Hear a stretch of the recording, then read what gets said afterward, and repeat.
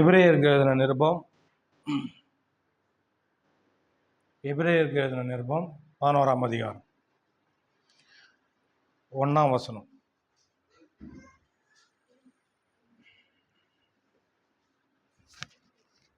எடுத்துங்க, வாசிங்க.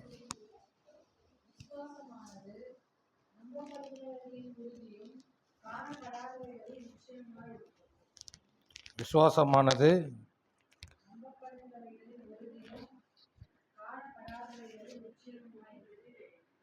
எபிரேயர் 11ஆம் அதிகாரம் 1ஆம் வசனம். விசுவாசமானது நம்பப்படுகிற உறுதியும் காணப்படாதவனின் நிச்சயமா இருக்கு. நம்ம விசுவாசத்தை பற்றி தான் பார்க்குறோம். விசுவாசம்னதும் நீங்கள் ஏதோ புரியாத பாஷைன்னு நினச்சிக்காதீங்க. நிக்கோலஸ் உட்கார். புரியாத பாஷை ஏதோ ஒன்று புதுசாக இருக்குது, இதுக்கும் அதுக்கும் எனக்கும் சம்மந்தமே இல்லை, ஏதோ ஒன்று சொல்கிறீங்க அப்படின்ற மாதிரி நினச்சிக்காதீங்க. விசுவாசன்றது நம்பிக்கைக்கும் மேலான ஒன்று. புடவை இருக்குதுல்ல,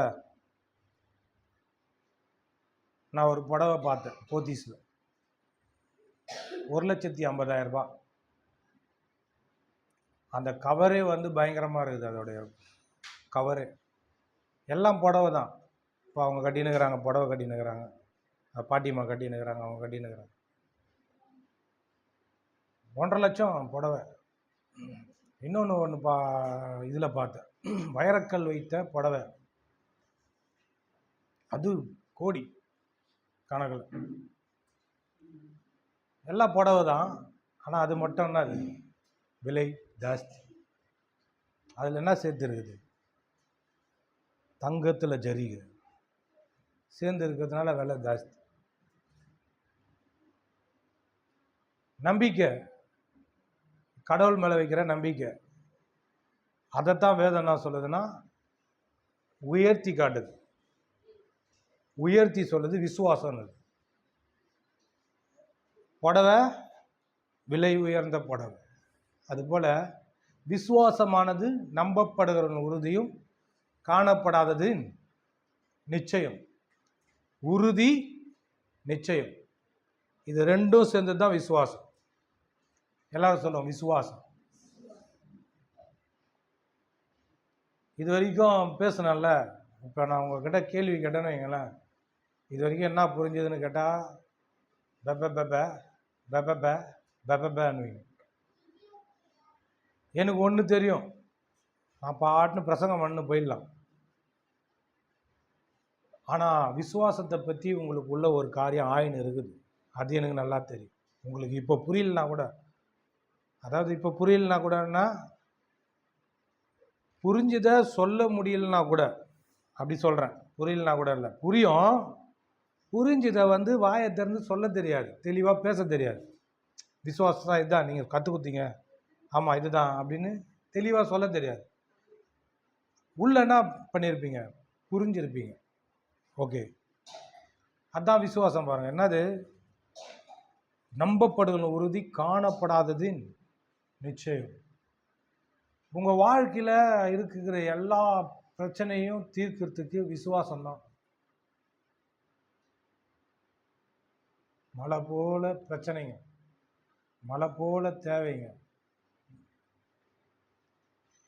கண்ணுக்கு பார்க்க முடியாத அளவுக்கு வந்து ஒப்பாமல் ஒரு சூழ்நிலைங்க வாழ்க்கையில் இருக்குது. ஒரு விதத்தில் இப்படி சொல்லலாம், என்னென்னா சில காரியங்கள் உங்களுக்குள்ள ஒரு ஆசைலாம் இருக்கும், நல்ல நல்ல ஆசைங்கள்லாம் இருக்கும். நான் இதை வாங்கணும், நான் இப்படி இருக்கணும், அவங்கள மாதிரி அதை விட கொஞ்சம் நல்லா வரணும், அவங்கள மாதிரி வரணும், அதை விட நல்லா வந்தால் நல்லாயிருக்கும். இந்த ஆசைங்கள்லாம் இருக்குது பாருங்கள், அதெல்லாம் நிறைவேறணும்னா விசுவாசம் தேவை.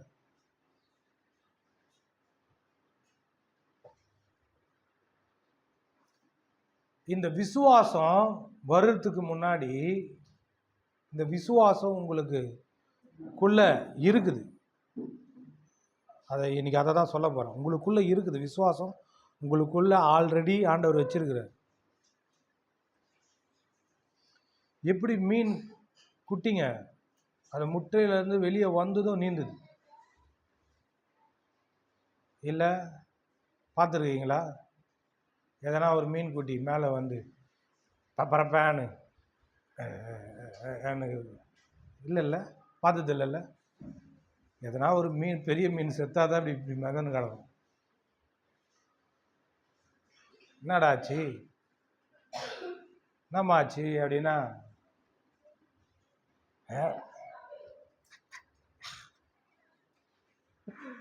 அவள்தான் அதுக்கு என்ன ஆச்சு, உயிர் போகுது, அந்த கண்டிஷனில் இருக்குது. ஆனால் மீன் குட்டிங்க உடனே நீந்தும். அதே போல தான் ஆண்டவர் நம்மளுக்குள்ள ஒரு விசுவாசத்தை உள்ளவே கொடுத்துட்டாரு. நம்ம எப்போ ஆண்டவராக இயேசு கிறிஸ்துவை நம்ம ஏற்றுக்கொண்டோமோ அப்போவே தேவனுடைய பிள்ளையாக மாறிட்டோன்னது வேணும். அதை தான் என்ன சொன்னேன் நான், மறுபிறப்பு. அதை வேதம் சொல்லுது. மறுபிறப்புன்னது, புது சிருஷ்டின்னது, நித்திய ஜீவன் சொல்லுது.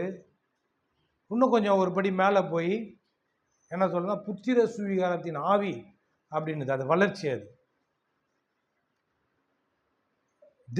தேவனுடைய குமாரனுடைய ஆவியே நமக்குள்ள இருக்குது அப்படின்னு சொல்லுது வேதம். அப்போ இதெல்லாம் வந்து சொல்லும் போது உங்களுக்கு என்ன தெரியுது?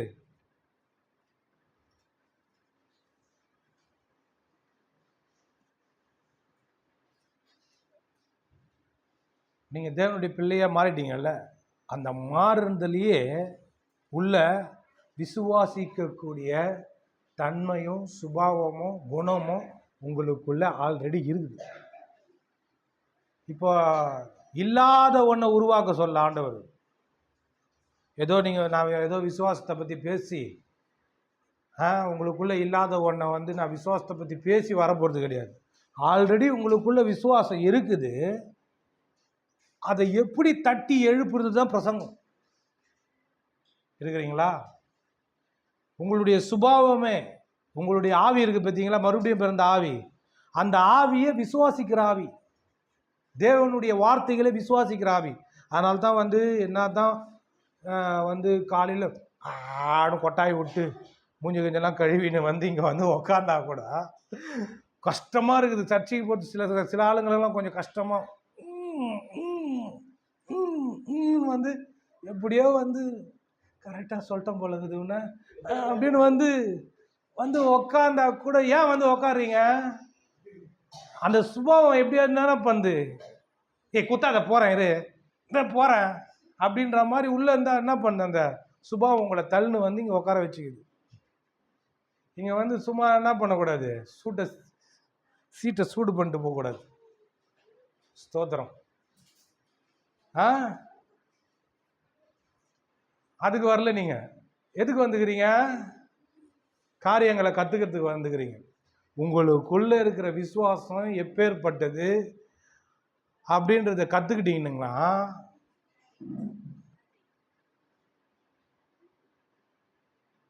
செட்டில் மலர்ந்த செந்தாமரை போல இந்த பெரும்பாக்கத்தில் மலர்ந்த செந்தாமரையாக தனியாக தெரிவிங்க. ஜக ஜகா ஜிகி ஜிகின்னு உங்கள் லைஃப் ஸ்டைலே வந்து மாறிடும். உங்களுடைய லைஃப் ஸ்டைலே என்ன ஆகும்னா வேற ரகமாக இருக்கும், எல்லாரும் போல இருக்காது. இதுன்னா எங்கன்னா கொள்ளைச்சின்னு வந்துச்சா என்ன திடீர்னு ஜிகு ஜிகுன்னு மாட்டின்னு இருக்குது? அவன் வீட்டுக்காரன் எத்தனை வந்து கொடுத்துருக்குறான் போலப்பா. இது ஏதோ சூட் கேஸில் பணம் நிறைய கஷ்டக்குதுப்பா. என்ன திடீர்னு ஆளாடையெல்லாமே தெரில, ரொம்ப டைட்லாக பண்ணிக்குது. இது வாழ்க்கையை ரொம்ப வித்தியாசமாகுது, பேச்சு கீச்செல்லாம் மாறிடுச்சு பாரு அப்படின்னு. இந்த பெரும்பாக்கத்தில் உங்கள் லைஃப் ஸ்டைலில் வேறு மாதிரி இருக்கும். லைஃப் ஸ்டைல்னா என்னது? உங்கள் வாழ்க்கை தரமே வேறு மாதிரி இருக்கும். ஹலோ, இக்கிறீங்களா? இக்கிறேன்னு சொல்லணும், இருக்கிறேன்னு சொல்லக்கூடாது. இக்கிறேன் சொல்லுங்க. இக்கிறேன். இக்கிறீங்களா? சொல்ல மாட்டீங்களே. வேதா இருக்கிறீங்களா? இக்கிறேன்னு சொல்லணும். இக்கிறோம். எனக்கு கிண்டலாக பேசுங்க, என்கிட்டயே கிண்டலாக பேசுங்க, பரவாயில்ல, என்னை கலாயிங்க. எவ்வளோ அனுமதி கொடுக்குறேன் பத்தியா? இக்கிறேன். ஒன்று தள்ளு வந்தது பார்த்தீங்களா உங்களை? அது என்னன்னா தேவனுடைய பிள்ளையா மாறுறதுனால இங்கே வந்து தள்ளுன்னு வந்து உட்கார வச்சுக்குது. ஹலோ, உங்களுக்குள்ளவே அந்த சுபாவம் இருக்குது, சரிங்களா?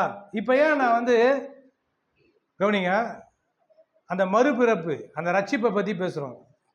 இவ்வளவு பெரிதான ரட்சிப்பு, அதை பற்றி தானே பேசுகிறோம், சரிங்களா? விசுவாசன்றதுல இவ்வளவு பெரிதான ரட்சிப்பு, அதை பற்றி தான் பேசுகிறோம். அப்படியே எபிரேயருக்கு எழுதின நிருபம் 2ஆம் அதிகாரம் 4ஆம் வசனம். டக்குன்னு யாருன்னா வாசிக்கிறவங்க யாருமே இல்லையா நம்ம சர்ச்சில்? வெளியிலேருந்து ஆளை வந்து பணம் குத்து கூட்டின்னு வரணும் போல இருக்குது. சூப்பர்ப்பா, கோவம் வந்துச்சுப்பா. கோவம் வந்துச்சுப்பா உனக்கு. பேசுவா, வாசி வாசி வாசி வாசி வாசி.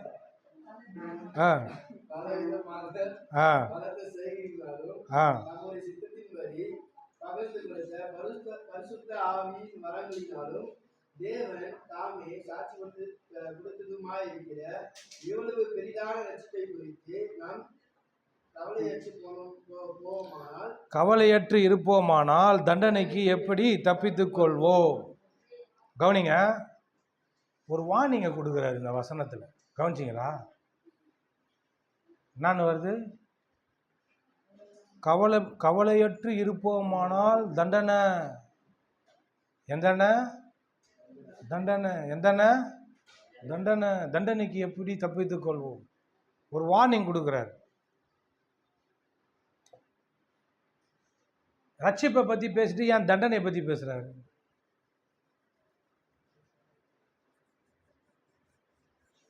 அம்மு சிஸ்டரையும் வனிதா சிஸ்டரையும் தனித்தனியாக பிரித்து வச்சிடலான்னு பார்க்குறேன். 2 பேரும் கவனிக்க மாட்டீங்க. கவனிங்க, தண்டனைக்கு எப்படி தப்பித்துக் கொள்வோம் அப்படின்னு சொல்லுது வேதம். அப்போ ஏதோ ஒரு காரியம் வந்து இந்த ரட்சிப்பில் அடங்கி இருக்குது. அதை குறித்து விழிப்பா இல்லைன்னா தண்டனை வரும்.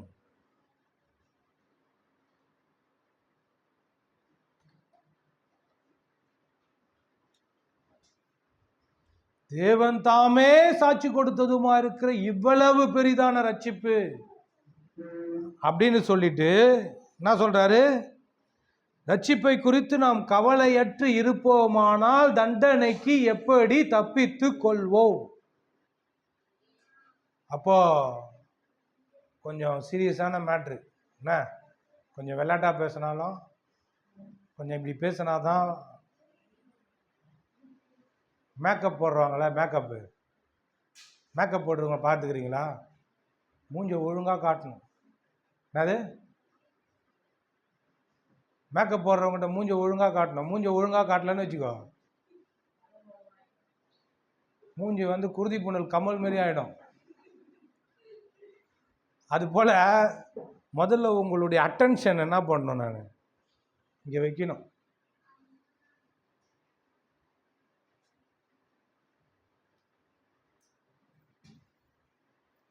ஏன் இவ்வளோ டைம் எடுத்து பேசுகிறேன் தெரியுமா? உங்களுக்கு என்னென்ன கவலையோ இருக்குது. கடங்காரன் கவலை, புருஷன் மேலே கவலை, புருஷன் பொண்டாட்டி மேலே கவலை, வீட்டில் தேவைங்களுடைய கவலை, அது இருக்குது, இது இல்லை, இந்த மாதிரி இருக்குது, அந்த மாதிரி இருக்குதுன்னு கவலை, உடம்புல சில பிரச்சனைங்க, இந்த மாதிரி நிறைய பிரச்சனைங்க, கவலைங்க இருக்குதுல்ல. வேதம் ஒன்று கவலைப்பட சொல்லுது. வாசித்தீங்களா வசனத்தை? இவ்வளவு பெரிதான ரட்சிப்பு குறித்து கவலைப்படுன்னு வேதம் உங்களை கவலைப்பட சொல்லுது. ஹலோ, நீங்கள் ஒன்றுக்கும் கவலைப்படாம ஸ்தோத்திரத்தோடு கூடிய ஜெபத்தினால என்ன பண்ணுங்க, தேவனுக்கு தெரியப்படுத்துங்கன்னு சொல்லுதா வேதம்? சொல்லுதுங்களா பாஸ்டரம்மா? சொல்லுதுங்களா? ஒன்றுக்கும் கவலைப்படாத, ஆகாயத்து பட்சிகளை கவனித்து பாருங்க அப்படின்னு சொல்லிட்டு நீங்கள் கவலைப்படாமல் அப்படின்னு இயேசு சொல்றாரு. கவலைப்படாம என்ன பண்ணுங்க, அதை கொஞ்சம் கவனித்து பார்த்துட்டு கொஞ்ச நேரம் உக்காந்து யோசி. அது ஒரு கவலையும் படாமல் நறுக்கு நறுக்குன்னு வந்து என்ன பண்ணுது, பருந்து பருந்து பழங்களையும் காய்கறிகளையும் சாப்பிட்டு போகுது.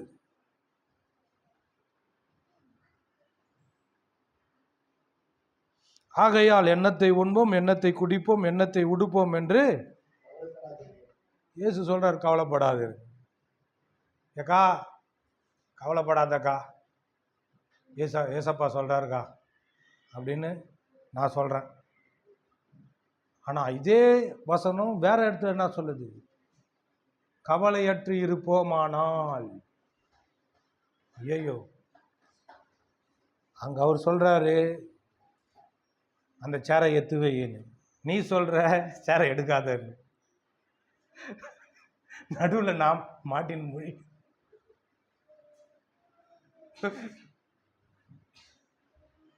என்ன பண்ண நானு? அந்த சேர் இருக்கிறதுனால தானே எத்தி வைக்கின்னு சொல்றேன். அந்த சேரை நான் வச்சிடுறேன்.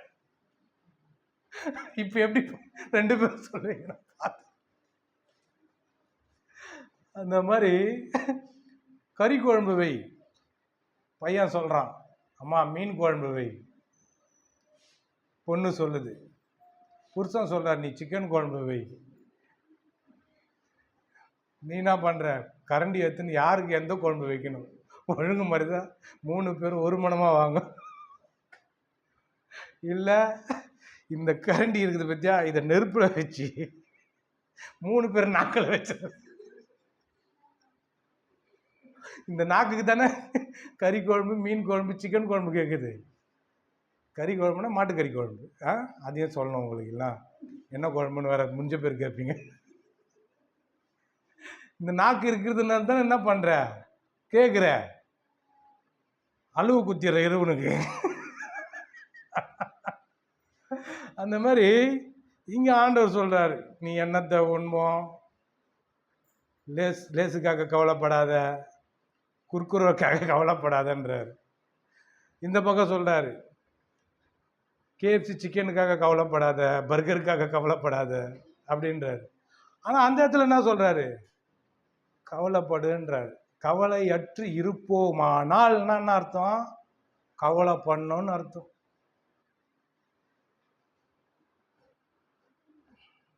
நல்லா பேசுறேன் நான் பேசுறது பிடிச்சிக்குதுங்களா உங்களுக்கு?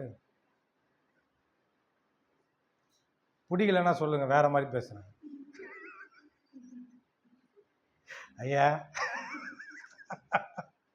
இந்த பாரு, ஒய்ங்க தானே பேசுறேன், குழந்தை மாரி பார்த்துனுக்கிற, இவ்வளோ சொல்லி பையன் மாரி பேசுற. ஒழுங்கா தானே பேசுறேன். ஒழுங்கா பேசுறேன், ஒழுங்கா பேசுறேன்.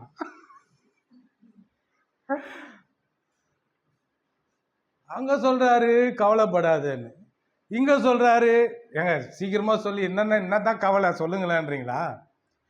அங்க சொல்றாரு கவலைப்படாதன்றாரு, இங்க சொல்றாரு கவலைப்படணும்ன்றாரு. எதுக்காகனா ரட்சிப்பை குறித்து. ஹலோ,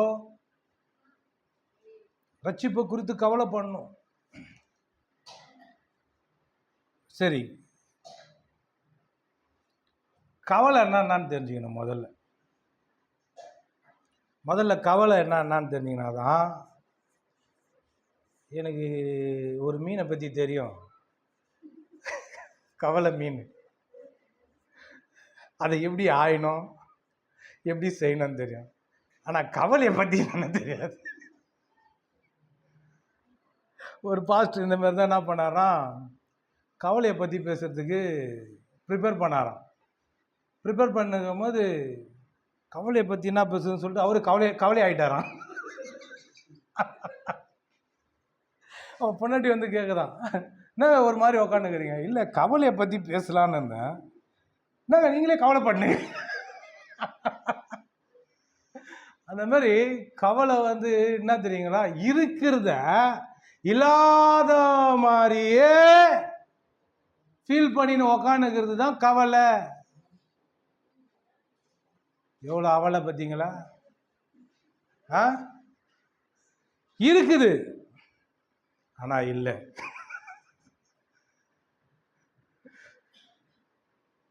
இருக்குது சொல்லுங்க. சும்மா உக்காந்துக்க கூடாது. தான் நாலுலேருந்து நீ வந்து ஒரு வீட்டிலேருந்து இல்லை, அந்த பம்ப் அடிக்கிற அந்த ஸ்டவ்வு அதை எடுத்துன்னு வந்துடு. அப்படியே நீட்டாக ஒரு ஆமாம் ஜல்லிக்கரண்டியில் அதையும் எடுத்துன்னு வந்துடு. நம்ம ரெடி பண்ணி வாங்கின்னு வருவோம். கமல் பாஸ்டர்கிட்ட கேட்போம், ஒரு ஸ்டவ் ஒன்று கேட்டு அதை பற்ற வச்சு சூடாக்கி வச்சுருவோம். யாரெல்லாம் பேசல நாக்கில் வச்சு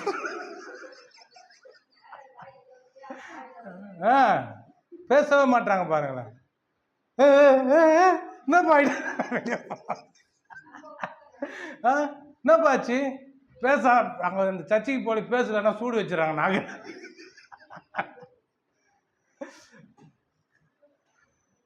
ஓவராக பேசினுக்கிறீங்க. உங்கள் நாக்கில் தான் சூடு வைக்க போகிறேன். நான் மறைச்சி எடுத்துன்னு வந்து நறுக்குன்னு வச்சிட போகிறேன் பாருங்கள். நீங்கள் ரொம்ப பேசினுக்கிறீங்க, என்ன போகிறீங்க மன்னிச்சுக்கோங்க. சில சமயத்தில் இப்படி பேசுறதுனால என்ன ஆகும்னா, உங்கள் பின்மூலகத்தை பற்றியா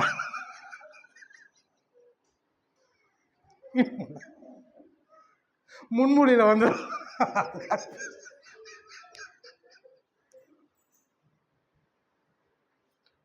பெருமூளை சிறுமூளை இருக்குது பார்த்தீங்களா? இப்படி பேசும்போது பெருமூளை பேக்கில் தட்டுச்சு. அதுக்காக பேச தப்பா நினச்சிக்காதீங்க. இப்படி பேசினாதான் அந்த பேர் இப்படியே சிரிப்பு காட்டினா தான் உக்காந்துக்கிறேன்றீங்க. இல்லைன்னு வச்சிங்களா, அதை பேர் கண் இல்லை, அதை பேர் அப்படியே சீலிங் பக்கம் மேலே ஏறுது.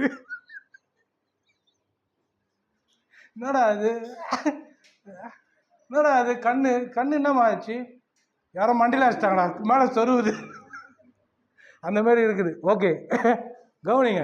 இந்த மாதிரி பேசுனா தான் கவனிக்கிறீங்க, இல்லைன்னா வச்சிங்களா கவனிக்க மாட்டீங்க. அதனால் பேச வேண்டியதாக இருக்குது. இந்த ஸ்டவ்வு, இந்த பற்ற வைக்கிறது, சூடு வைக்கிறது எல்லாத்தையும் பேச வேண்டியதாக இருக்குது. கவனிங்க. கவலைன்னா என்னது? இருக்கிறத இல்லாத மாதிரியே ஃபீல் ஆகி உக்காந்து இருக்குது. அப்படியே சிந்திச்சுக்கின்னு, யோசிச்சுக்கின்னு, கற்பனை செஞ்சுக்கின்னு, அதே எண்ணிக்கின்னு அப்படியே உக்காந்து இருக்கிறது தான் கவலை. இருக்குது ஆனால் இல்லை அப்படின்ற மாதிரி உக்காந்துக்கிறேன். அங்கே என்ன சொல்கிறார் இயேசு? எண்ணத்தை உண்போம் எண்ணத்தை உடுப்போம் என்று கவலைப்படாதிருங்கள்ன்றார். இந்த காக்காங்க, இந்த குருவிங்க, மிருகங்கள் எல்லாமே என்ன ஆகுது? அதுக்கு தன்னால் பசி பூர்த்தி ஆகிடுது. நான் கவலைப்படுவேன் பாருங்கள்.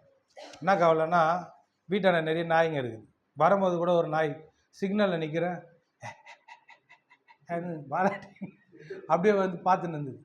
எங்களுக்கு அப்போ தான் ஃபஸ்ட் டைமாக பார்க்குறோம். அது பார்த்தா புலிக்கு கோடு போட்ட மாதிரி வரி வரியாக இருக்குது. நல்லா இருந்தது நாய், தெரு நாய். இவர் புதுசாக ஏதோ ஏற்கனவே பார்த்த மாதிரியே வந்து பார்த்துன்னு இருக்குது. எங்களுக்கு அதை பார்த்த உடனே, அந்த நாயோடைய ரியாக்ஷனை பார்த்த உடனே ஐயோ எதுவுமே இல்லையே இந்த மாதிரி தோணுச்சு. சிக்னல் இப்படி நிற்கிற பைபாஸை தாண்டறதுக்கு எங்கள் வீட்டாண்ட நிற்கிறேன். அழகாக ஐயோ இந்த என் பொண்ணு அழகாகுது அப்படின்னு. அந்த அம்மா குட்டி நாயை பார்த்தா உருகிடுவாங்க. ஐயோ அப்படின்னு பார்த்தீங்கன்னா அந்த நாய் ஒரு மாதிரி பண்ணுச்சு. ஐயோ பிஸ்கெட் கூட இல்லையே போடுறதுக்கு அப்படின்னு. ஏன்னா அதுங்களுக்கு எல்லாத்துக்கும் என்ன கடவுள் என்ன பண்ணுறாரு? போஷித்துருவார்.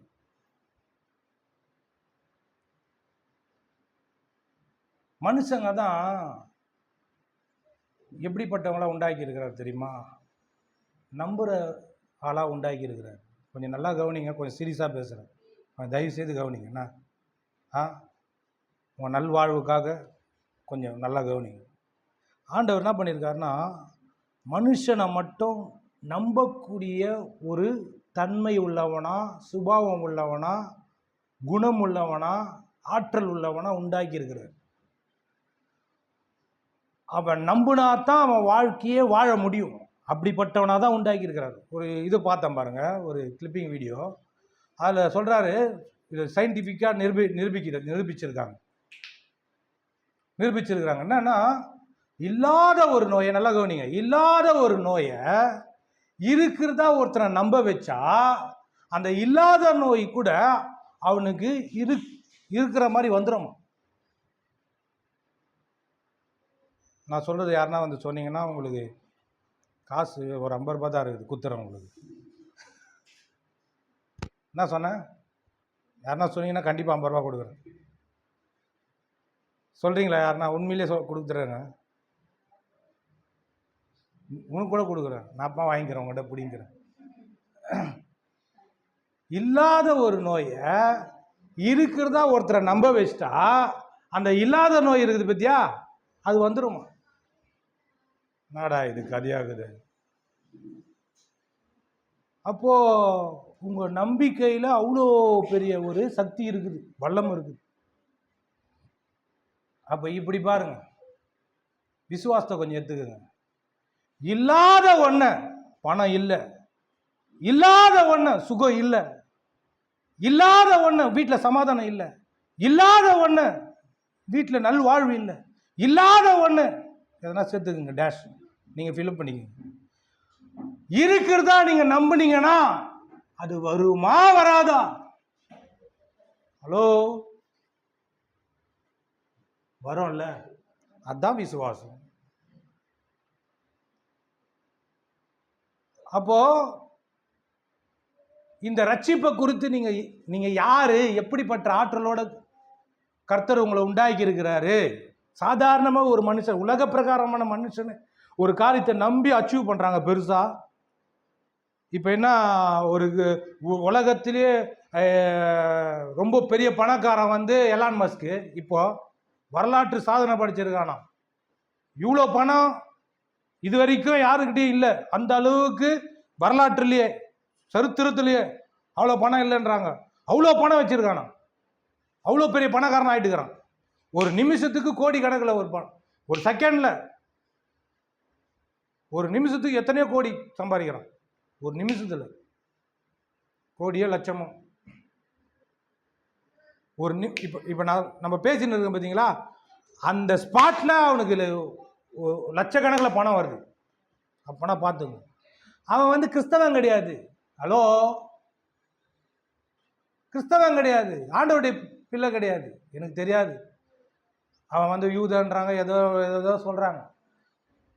ஆனா சாதாரணமான அவன் வந்து சில காரியங்களை நம்பி அவ்வளோ பெரிய உலகத்தையே ஆட்டி படைக்கிற அளவுக்கு அவங்ககிட்ட பணம் இருக்குது, ஆற்றல் இருக்குதுன்னா தேவனுடைய பிள்ளையாகி நம்ப பண்ண முடியுமா முடியாதா? யாரெல்லாம் முடியும்னு சொல்லிட்டு ஒரு ஒரு கோஷம் ஒன்று போடுங்களேன். எத்தனை முடியும்னு வந்துச்சு? சொல்ல முடியுமா முடியாதா? சொல்ல முடியுமா முடியாதா? முடியும்ல? முடியும். இது கொஞ்சம் சத்தமா சொல்லலாமா? 1 2 3. எப்பமா வந்த நீ? சத்தமா ஒன்று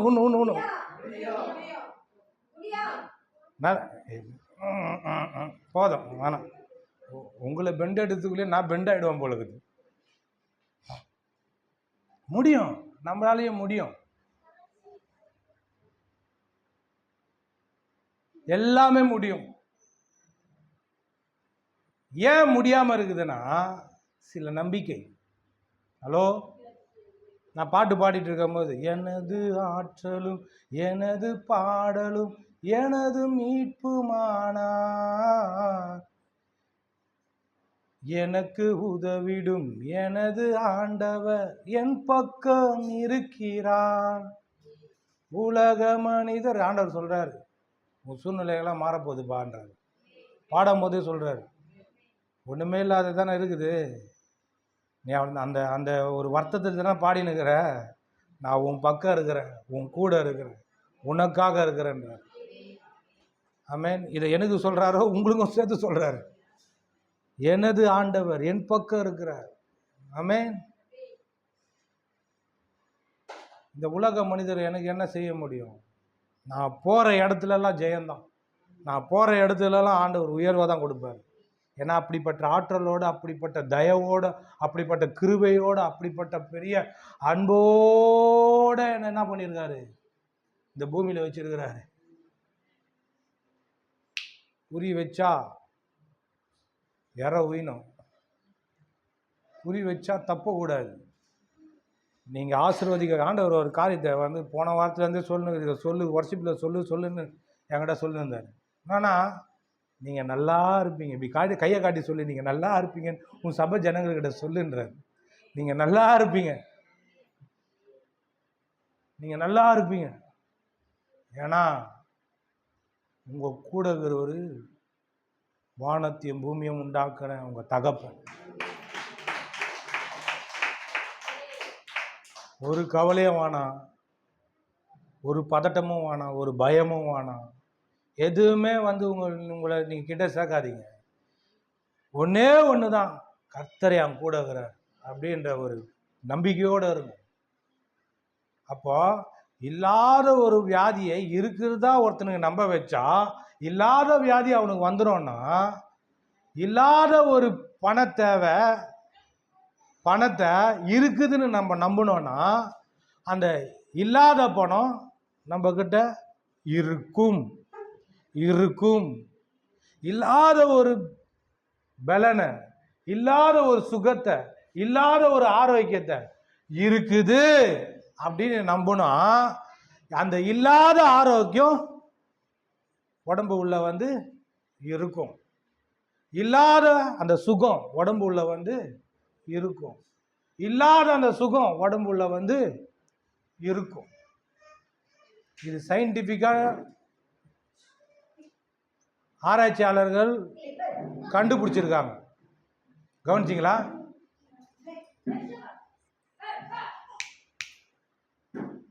சயின்டிஃபிக்காக கண்டுபிடிச்சிருக்கிறாங்க.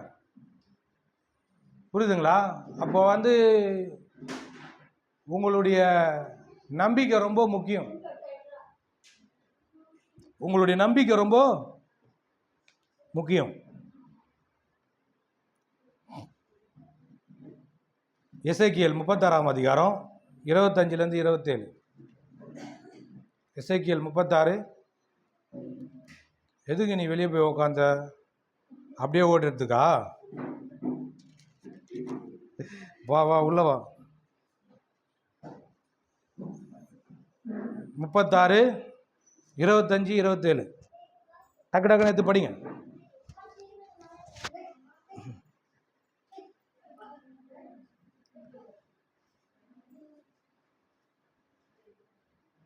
கவனி. டோரை சாத்திரு. ஓகே, கவனிங்க, படிங்க. உங்களுக்கு நவமான இருதயத்தை கொடுத்து உங்கள் உள்ளத்திலே புதிதான ஆவியை கட்டளையிட்டு கல்லான இருதயத்தை உங்கள் மாம்சத்திலிருந்து எடுத்து போட்டு சதையான இருதயத்தை உங்களுக்கு கொடுப்பேன். உங்கள் உள்ளத்திலே என் ஆவியை வைத்து உங்களை என் கட்டளைகளில் நடக்கவும் என் நியாயங்களை கை கொள்ளவும் அவைகளின்படி செய்யவும் பண்ணுவேன்.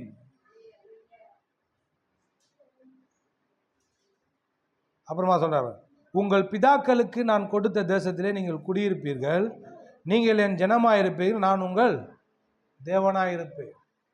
கவனிச்சிங்களா? என்ன சொல்றாரு ஆண்டவர்? கல்லான இருதயம் ஹார்டா இருந்தது பத்தியா, இயேசுவை ஏற்றுக்கொள்ளாத முன்ன அந்த இருதயத்தை எடுத்து போட்டு சதையான இருதயத்தை கொடுத்துருக்கிறாராம். உங்க உள்ளத்துல என்ன ஆவி? சொல்லுங்க, புதிதான ஆவி. எல்லாரும் சேர்ந்து சொல்லுங்க சத்தமா, புதிதான ஆவி. எல்லாரும் சேர்ந்து சத்தமா சொல்லுங்க. அப்போ அந்த புதிதான ஆவி எப்படிப்பட்ட ஆவி? தேவ ரகமான ஆவி, தேவனுடைய ஆவி, தேவனை போலவே இருக்கிற ஆவி உங்களுக்குள்ள இருக்குது. அப்போ உங்களால விசுவாசிக்க முடியும். ஹலோ, உங்களால விசுவாசிக்க முடியும், காரியங்களை பெற்று அனுபவிக்க முடியும் வாழ்க்கையில. ஆமென். சத்தமா? உங்களால் எவ்வளோ கத்த முடியும்? இங்கே இருக்கிற பேய் பிசாசு எல்லாம் ஓடிடணும் வெளியே. கத்துறீங்களா? கொஞ்சம் எனக்காக கொஞ்சம் தயவுசெய்து உங்கள் காலை வந்து கழுவுறேன், தயவுசெய்து கத்துங்க. ஆ, கத்துறீங்களா? அப்போ அந்த மாதிரி கத்துங்களேன் தயவுசெய்து. நீங்கள் கத்துனா தான் நான் பிரசங்கம் பண்ணுவேன், இல்லை பண்ணவே மாட்டேன். அந்த மாதிரி கத்துங்க. ஆமே ஆமே ஆமேன். நம்ம வெளி கவனிங்க. அப்போ அந்த ஆவி பயங்கரமாக இருக்குது பாருங்க. ஆமேன். அதான் அதான் அதான் அதான் வந்து பரிசுத்த ஆவியினால நிறையுது. ஆமேன் ஆமேன் சொல்லும் போது ஒரு ஃபீல் ஒன்று உண்டாகும் பாருங்க. அதுக்கு தான் சொல்கிறேன். எங்க நீங்கள் சொல்ல மாட்டீங்க. இந்த புதிதான ஆவி இருக்குது பத்தியா, அதுதான் அங்கே கத்துது. ஹலோ, அந்த ஆவி தான் கத்துது. எனக்குள்ள வந்து அந்த அந்த ஆவி தான் கத்துது. உள்ளேருந்து சத்தம் எப்படி எங்கேருந்து வருது? அந்த உள்ளேருந்து, அந்த புதிதான ஆவிலேருந்து தான் உள்ள வருது சத்தம். விசுவாசித்தேன் ஆகையால் பேசினேன். நானும் அந்த விசுவாசத்தின் ஆவியை உடையவனா நான் பேசுறேன்றார். நீங்க எதனா நம்புனீங்கன்னா கண்டிப்பா பேசுவீங்க, வாயை திறந்து பேசுவீங்க. பிற்போக்கா நம்பினா கூட வாயை திறந்து பேசுவீங்க. முற்போக்கா நம்பினாலும் பேசுவீங்க. அப்போ உங்க பேச்சில் கண்டுபிடிச்சிடலாம் உங்க இருதயம் எப்படி இருக்குது, நீங்க எதை நம்புறீங்க அப்படின்றத என்ன பண்ணலாம், கண்டுபிடிச்சிடலாம். பேசுறதுல அவ்வளோ வல்லமை இருக்குதுங்க. ஹலோ, இது வார்த்தை உலகம், ஆவி உலகம். இந்த வார்த்தை உலகம், இந்த ஆவி உலகத்தில் நீங்கள் எதை வாயை திறந்து பேசுகிறீங்களோ அது அப்படியே சிருஷ்டிக்கப்படும். உங்கள் வாழ்க்கையில் எது எது இல்லையோ இது வரைக்கும் பேசியிருக்கிறீங்களா? இல்லாதத பேசவே தெரில அப்படின்னா பேச கற்றுக்கோங்க. நீங்கள் எதை ஆசைப்படுறீங்களோ அதை வாயை திறந்து அந்த வார்த்தைகளால் பேசுங்க. இந்த பிரசங்கத்தினுடைய முக்கியமான வார்த்தை இது. நீங்கள் எதை ஆசைப்படுறீங்களோ அது வந்து தப்பாகவே இருக்கட்டுமே, அது சுயநலமான தப்பான காரியமாக இருக்கட்டும், வாயை திறந்து பேசுங்க. அது வரலன்னா எனக்கு கேளுங்க. ஹலோ, இல்லை 10 சவர நகை சரடு ஓணுன்னா கூட கேட்டுருங்க, வாயை திறந்து வரும். இது வரைக்கும் கேட்டுக்கிறியா? வாயை திறந்து கேட்டுக்கிறியா? கேட்கல, எப்படி வரும்?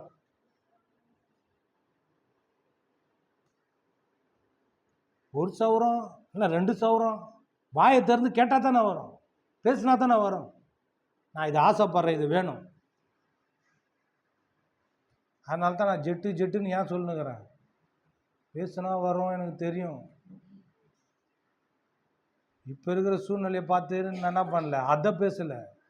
எனக்கு எது வேணும் அதை பேசுகிறேன். ஜெட்டு சர்வீஸ் பைக்கு சர்வீஸ் விட்டால் எவ்வளோ வாங்கலாம்? ஜேபிஎஸ் எவ்வளோ வாங்கினாங்க? உன் பைக்கு சர்வீஸ் விட்டுது எவ்வளோ குத்த? ரிப்பேர் பண்ணுறதுக்கு குத்த எவ்வளோ குத்த? ஜென்ரல் சர்வீஸோ எந்த சர்வீஸப்பா சொல்லு, எவ்வளோ குத்த லாஸ்ட்டாக? எனக்கு 4000 ரூபாய். பிளைனு சர்வீஸ் பண்ணுறது எவ்வளோ தெரியுமா? 50 லட்சமா? 1 கோடி கிட்ட கூட வரணும் சர்வீஸ் பண்ணுறதுக்கு. சிலர் சர்வீஸ்லாம் சொல்கிறாங்க. ஹலோ, அப்படி வாங்கியே ஆகணுமா? ஜெட்டு மட்டும் கிடையாது, ஜெட்டு வாங்குறேன்னு சொல்கிறேன்னா அதுக்கு பின்னாடி அவ்வளோ பணம் இருக்கணும். ஹலோ, அது எல்லாத்தையும் சேர்த்து தான் ஜெட்டுன்றேன், சும்மா சாதாரணமாக பேசலை. நம்ம எப்போ வாயை திறந்து பேச ஆரம்பிக்கிறோமோ நம்ம வாழ்க்கை அதை நோக்கின்னு தள்ளுன்னு போகுது. ஹலோ, இருக்கிறீங்களா? இல்லை இக்கிறீங்களா?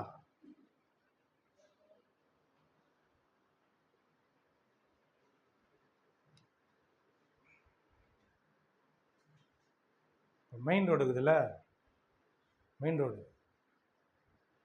ரோடு தெரியாதா உங்களுக்கு?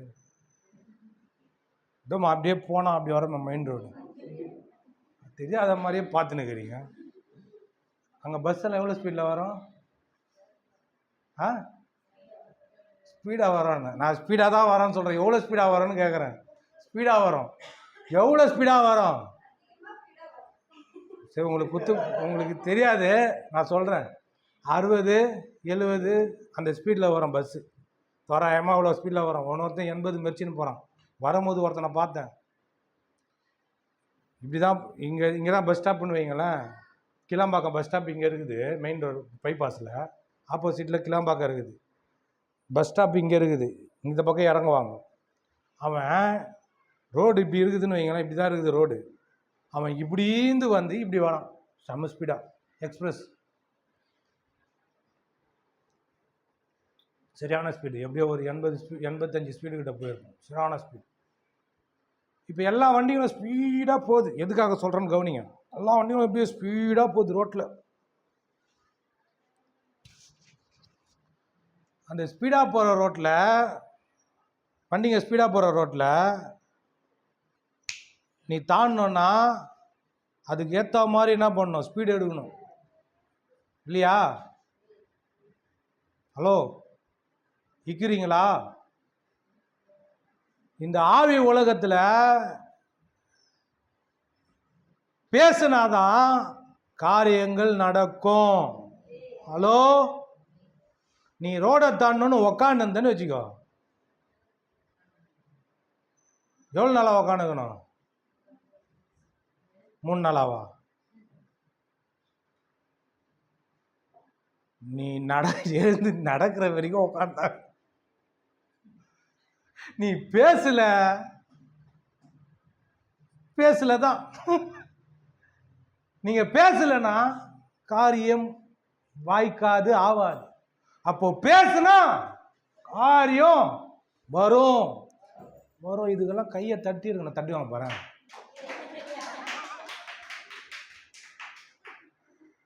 சொன்ன உடனே நிறைய பேர் கூச்சம் வந்து வெக்கப்பட்டு தட்டல. அட தட்டுங்க, தட்டுவாங்க பாரு.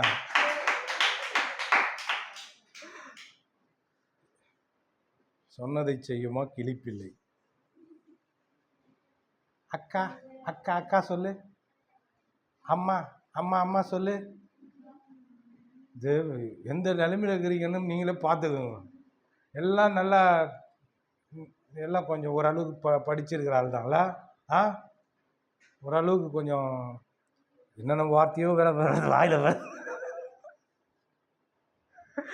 கொஞ்சமாக சென்ஸ் உள்ள ஆள் தான். நீங்கள் கொஞ்சம் வளர்ந்துக்கிறீங்க. சிலது நான் எதனா சொல்லனா கூட கரெக்டாக தின்னு போயிட்டு கமல் பாஸ்டர் அழகாக சொல்லுவீங்க. அதெல்லாம் நல்லா கரெக்டாக பண்ணுறீங்க. நான் என்ன திரும்ப சொல்ல போகிறேன், கமல் பாஸ்டர்கிட்ட எதனா சொன்னாங்கன்னா, நான் இன்னைக்கு என்ன பிரசங்கம் பண்ணேன்னு அதை முதல்ல கேட்டுட்டு அவங்க என்ன குறை சொல்கிறாங்களோ அதை கேளு முதல்லன்னு போகிறேன். நீ தகுதி உள்ள ஆள்னா எது? பிரசங்கத்தை நல்லா கவனிச்சுட்டு நீ குறை சொன்னா நீ தகுதி உள்ள ஆள். அதான் நீ ஸ்டூடெண்ட், கரெக்டான ஸ்டூடெண்ட். நீ பிரசங்கத்தையும் சரியாக கவனிக்காம என் குறைய மட்டும் எடுத்துன்னு போய் சொன்னேன்னு வச்சுக்கோ, கையை நீட்டு, இப்படி நீட்டாத, இப்படி நீட்டு. குறையா சொல்ற, குறையா சொல்ற நீ. ஜேபஸை பார்த்து சொல்றாரு. ஜேபஸ் மட்டும் குறை சொல்ல, நிறைய பேர் சொல்றாங்க. சரால் நீ சொல்லல. கவனிங்க. முதல்ல என்ன பண்ணு, பிரசங்கம் என்ன பிரசங்கம், நான் அதான் கேட்க போறேன். கமல், நீ முதல்ல என்ன பிரசங்கம் பண்ண, என்ன கற்றுக்கினேன்னு முதல்ல வசனத்தை கேளு. அந்த வசனத்தை மனப்பாடமாக சொல்லிட்டாங்கன்னா என் குறைய நான் அப்படியே ஏற்றுக்கிறேன். நீ என்ன தண்டனை கொடுத்தாலும் நான் வாங்கி.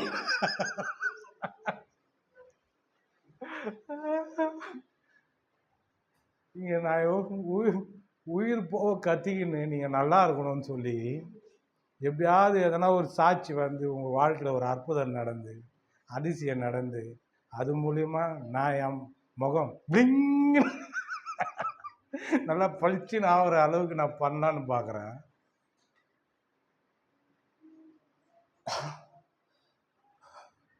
என்னென்னவோ வாயில் வருது ஏதோ ஒரு பாறை, பெரிய பாறை இருக்குது. எனக்கு அதான் மனசில் தோணுது, பெரிய பாறை இருக்குது. ஆணியில் ஆணி அதை கையில் பிடிச்சின்னு குத்துற மாதிரி எனக்கு தோணுது. அந்த என்னப்பா பண்ணுகிறேன், இதோ இந்த பெரிய பாறை உள்ள இருக்குது பத்தியா, அதை இந்த ஆணியால் குத்தி இந்த ஆணியால் குத்தி வெளியே நீக்கி அப்படிக்கா உருட்டி தள்ள போகிறேன் அப்படின்ற மாதிரி உக்காந்துக்கிறீங்க. நான் என்னவோ பேசுகிறதெல்லாம் என்னவோ பக்கத்து வீட்டில் பேசுகிற மாதிரியும், நீங்கள் எதனா ஒன்று சொல்லணுன்னா கூட சொல்ல வர மாட்டுதே. கொஞ்சம் நீங்கள் எந்த அளவுக்கு எதுக்காக தம்மா இதை கேட்டேன், நல்லா ஓனா சொல்ல வேணான்னு சரி சொல்லிடுறாங்க. சூடு சொரண உள்ள ஆள் தானே நீங்கள். எதுனா இப்போ நீங்கள் பெரியவங்க, ஆனால் உள்ள குழந்தைங்க. எதில்? ஆவியில். நல்லா கவனிங்க, நான் கூட தான். நான் வந்து எரும மாடு கிடையாது, உள்ள நானும் குழந்தை தான். இந்த ஆவியில் எல்லாருமே மறுபடியும் பிறந்திருக்கிறோம் குழந்தைங்க. ஆனால் சென்ஸு பெரியவங்க சென்ஸு தானே. இப்போ நான் அந்த ஒரு காரியத்தை நான் ஒன்று சொல்கிறேன்னா, நான் ஏன் சொல்கிறேன்னு அந்த உங்களுடைய ஆத்துமாவில் கொஞ்சம் உணர தேவையில்ல. நீ வாயை திறந்து எந்த வார்த்தை நீ பேசுறியோ உனக்கு அப்படியே உண்டாகும்னு நான் சொல்கிறேன்னா, நீ உனக்கு ஆவிக்குரிய ரீதியில் நீ குழந்தையா இருந்தாலும், என்ன நான் உதாரணம் சொல்லிக்கிறேன், நான் உங்களை சொல்லுங்க, எரும மாடு மாரி இருக்கிறிய நீ, கண்ணாடி கூட இல்லை போய் பார்த்து என்ன சொல்லிக்கிறது, எரும மாடு மாரி இருக்கிறிய. நீ என்ன பண்ணும், கொஞ்சமாவது அவர் சொல்கிறத சொல்ல அப்படின்னு என்னையே நான் சொல்லிக்கணும். இப்போ நான் பாஸ்டர் ஒருத்தர் பிரசங்கம் பண்ணுறாரு, நான் சொல்கிறாரு, எப்பா நீ இது அறிக்கை பண்ணப்பான்றாரு. நான் போய் அதை அறிக்கை பண்ணலன்னா நான் யாரு? கீழ்ப்படியாத பிள்ளை. நான் அதை சொல்லனா, அவர் ஏதோ ஒரு காரணத்துக்காக அதை சொல்றாரு. சொல்லி இதை சொல்லு, வாயை திறந்து சொல்லு, வாயை திறந்து சொல்லு. ஒரு குழந்தை முதல்ல பேசலைன்னா என்ன பண்றோம்? அம்மா சொல்லு, அப்பா சொல்லுன்னு சொல்லி கொடுக்குது. அது சொன்ன உடனே எவ்வளோ சந்தோஷம் வருது, அப்பாடா. இப்போ நான் அவங்க ஆமேன்னு சொல்லும் போது எவ்வளோ சந்தோஷப்பட்டேன். மூஞ்சில் பிளிங்குன்னு லைட் எரிஞ்சுதா? எரிஞ்சுதாங்க. அவங்க சொன்ன போது சந்தோஷம் வந்தது பத்தியா? ஏன் வந்தது தெரியுமா? அவங்க சொல்லிட்டாங்கன்னா அவங்க வாழ்க்கையில் ஏதோ நடக்க போகுது. ஆமேன்னு சொன்னால் அதில் ஆமேன்னு சொல்லி ஒரு தலைப்பில் பிரசங்கமே பண்ணியிருக்கிறார் ஒரு பெரிய பாஸ்டர். ஆமேன்னு சொல்கிறதுல அவ்வளோ வல்லமை இருக்குது, அவ்வளோ சக்தி இருக்குது. நீங்கள் ஒரு குழந்தை ஒரு அம்மானு ஒரு வாயை திறந்து வாயிலேருந்து வந்துச்சுனாலே நம்ம என்ன சந்தோஷப்படுறோம் தெரியுமா? அது என்னத்தம்மா காட்டுது? என் பிள்ளை நல்லா பேச ஆரம்பிச்சிடும். Hello hello. அதனால தான் ஒரு காரியத்தை வந்து நான் சொல்லும் போது நீங்கள் சொல்லிட்டீங்கன்னா எனக்கு புரிஞ்சிச்சு. நல்லாயிடம்பா இந்த சிஸ்டர், நல்லாயிடம்பா இந்த தம்பி, நல்லாயிடம்பா இந்த சகோதரி, நல்லாயிடம்பா இந்த அக்கா அப்படின்னு எனக்கு சந்தோஷம் வந்துடும். ஆமென். இவ்வளோ சொல்லியும் சொல்லனா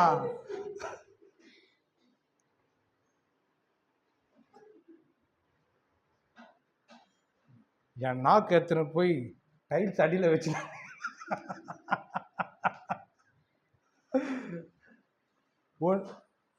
நல்லா கேட்டுங்க. உங்கள் வாழ்க்கையில் நல்ல காரியங்கள் வர்றதுக்கு நீங்கள் பேசினா மட்டும்தான் வரும். என்ன சொல்கிறார்? புதிதான ஆவி பிரமாணங்களை உள்ள எழுதிட்டாரு, பிரமாணங்களை உள்ள எழுதிட்டாரு. அந்த 10 கட்டளை, அந்த நியாய பிரமாணம் எல்லாமே உள்ள எழுதிட்டாரு. எழுதுனவருடைய ஆவியே உள்ள வந்துச்சு. இனிமேல் நீ இந்த மாதிரி நட, இந்த மாதிரி பண்ணு, அந்த மாதிரி செய்யி, இப்படி செஞ்சாதான் உனக்கு ஆசீர்வாதம், நீ செய்யலைன்னா ஆசீர்வாதம் இல்லை, அப்படியெல்லாம் கிடையவே கிடையாது. ஹலோ, அதை தனியாக நான் எடுக்கிற ஒரு நாள்.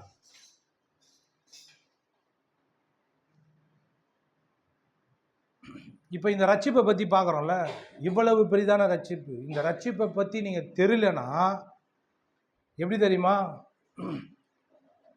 ஒரு என் பையன் இருக்கிறான்ல, என் சின்ன பையன், அவனுக்கு இந்த டிசம்பர் 2 வந்து 5 வயசு. அவன்கிட்ட ஒரு சம்மட்டி பார்த்துக்கிறீங்களா? யாருன்னா தலையில் வச்சா தான் உங்களுக்கு தெரியும் சம்மட்டியால், இல்லை அது வரைக்கும் தெரியாது. சம்மட்டி இருக்குதுல்ல, அது தோராயமாக 5 கிலோ வெயிட் இருக்கும் சம்டி. பார்க்காத மாதிரியே உட்காந்து உங்ககிட்ட தான் பேச 2 பேர், அவங்களாம் நல்லா கவனிக்கிறாங்க. சம்டி பார்த்துக்கிறீங்களா? சம்டின்னா என்னன்னு தெரியுமா? பெரிய சுத்திமா, இவ்வளோ பெருசாக இருக்கும் சுத்தி.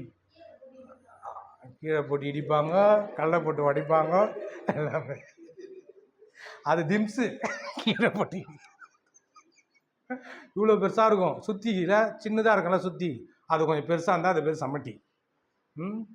ஒரு நாளுக்கு வீட்டுக்கு வேலை இன்னும் பண்ணாதான் தெரியும். பெருசாக இருக்கும் கொம்பில் சுத்தி மாதிரி பெருசாக இருக்கும், பெருசாக இருக்கும். அதை நான் எடுத்து ஒரு கல்லை உடைக்கலாம், ஒரு இரும்பு என்ன பண்ணலாம், 2 ஆக்கலாம்.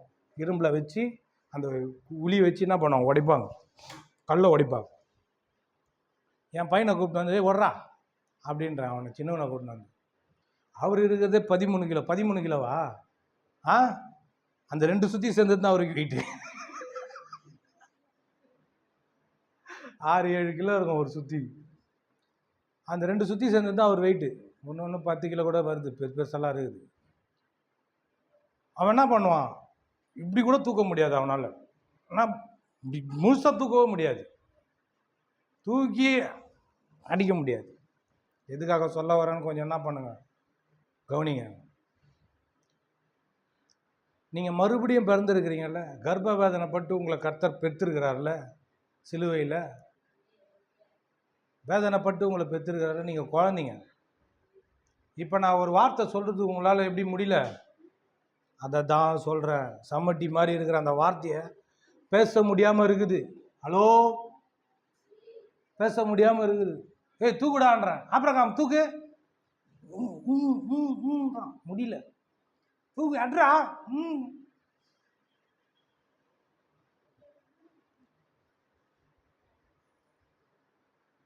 வார்த்தை வல்லமை உள்ள வந்து எல்லாமே பண்ணக்கூடிய ஆற்றல்லாம் உள்ள இருக்குது. ஜபமும் சரி, உபவாசமும் சரி, நீங்க வார்த்தையை அறிக்கை பண்றதும் சரி, காரியங்களை வாழ்க்கையில பண்றதும் சரி, இந்த சுத்தி மாதிரி தூக்க முடியாம இருக்கிறீங்க. ஹலோ, சுத்தி மாதிரி தூக்க முடியாம இருக்கிறீங்க. ஆனா அந்த குழந்தையா இருக்கிற வரைக்கும் சுத்தியை தூக்க முடியாத மாதிரி சில காரியங்கள் உங்க வாழ்க்கையில நடக்காத மாதிரி இருக்கலாம். ஹலோ, எப்போ இந்த ரட்சிப்பை குறித்த அறிவு உங்களுக்கு வருதோ, இந்த ரட்சிப்பை குறித்த மறுபிறப்பை குறித்த அறிவு உங்களுக்கு வருதோ, நான் எந்த அளவுக்கு வளர்ந்துருக்கிறேன், இந்த மறுபிறப்பில் நான் எந்த அளவுக்கு வளர்ந்துருக்கிறேன், இந்த நித்திய ஜீவனை எந்த அளவுக்கு நான் அறிஞ்சிருக்கிறேன், இந்த புது சிருஷ்டிப்பை பற்றி நான் எந்த அளவுக்கு புரிஞ்சிருக்கிறேன், இந்த குமாரனுடைய ஆவி, புத்திர சுயத்தின் ஆவியை எந்த அளவுக்கு நான் தெரிஞ்சிருக்கிறேன், இந்த ரட்சிப்பை குறித்த அறிவு எந்த அளவுக்கு எனக்குள்ள வருதோ, நான் வளர்கிறேன். நான் வளர்ந்து இந்த சமுட்டியை தூக்குற மாதிரி வார்த்தையால் என் வாழ்க்கையே சிருஷ்டிப்பேன். சுற்றி சுற்றி என் வாழ்க்கையே என்ன பண்ணுவேன், சுற்றி சுற்றி சிருஷ்டிப்பேன்.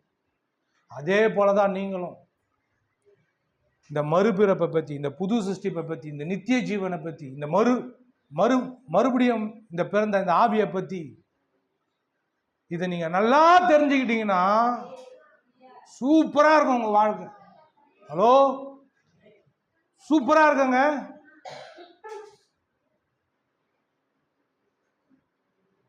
எப்போ நீங்கள் இந்த மறுபிறப்பை பற்றி நல்லா தெரிஞ்சு நான் எந்த அளவுக்கு வளர்ச்சி அடைந்து இருக்கிறேன், நான் எந்த அளவுக்கு வளரணும், இந்த ரட்சிப்பை குறித்து எந்த அளவுக்கு நான் அறிவு அடைஞ்சிருக்கிறேன்றதை பற்றி நீங்கள் நல்லா தெரிஞ்சிட்டிங்கன்னா உங்கள் வாழ்க்கையில் இப்போ அந்த குழந்தை மாதிரி இருக்குது பற்றியா, குழந்தை மாதிரி இருக்குது பற்றியா, அந்த குழந்தை மாதிரி சில காரியங்களை பண்ணுறதை நிறுத்திட்டு ஹலோ இதை வளர்க்க ஆரம்பிப்பீங்க உள்ள இந்த ஆவியை.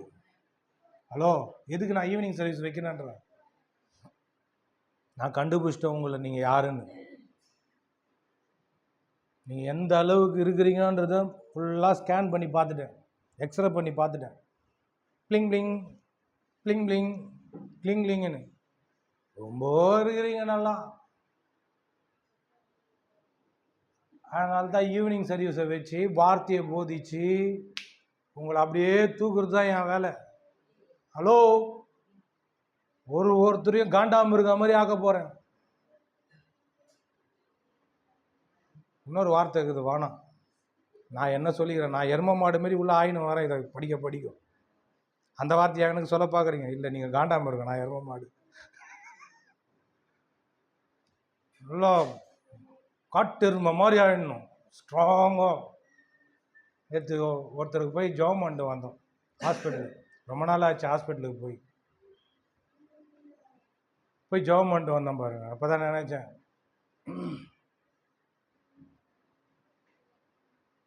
ஒருத்தவங்களுக்கு பட்டாதான் பிரதர் சர்ச்சுக்கு வரேன் பிரதர் அப்படின்றார். அவர் எப்போ சொல்கிறாரு? உடம்பு சரியில்லாமல் உட்காந்துக்கிறாரு, அப்போ சொல்கிறாரு. இன்னொருத்தர் படுத்துனுக்கிறாரு, கால் 3 விரல் எடுத்தாச்சு காலில். அவர் எழுந்து உட்கார கூட முடியல. இருக்கிறீங்களா? நான் இப்படி இப்போ உட்காந்து தான் வரும்போது அவர் என்ன சொல்கிறாரு, பேசக்கூட முடியல. சொல்லுங்கப்பா சொல்லுங்க அப்படின்றாரு. இது எப்படி தான் இருக்குது? ஐசியூ வார்டில் இருப்பாங்க பார்த்தீங்களா? ஐசியூ என்ன தெரியுமா? ஐசியூ வார்டுனா ரொம்ப மோசமான நிலைமையில் இருக்கிறவங்கள தான் ஐசியூவில் வைப்பாங்க.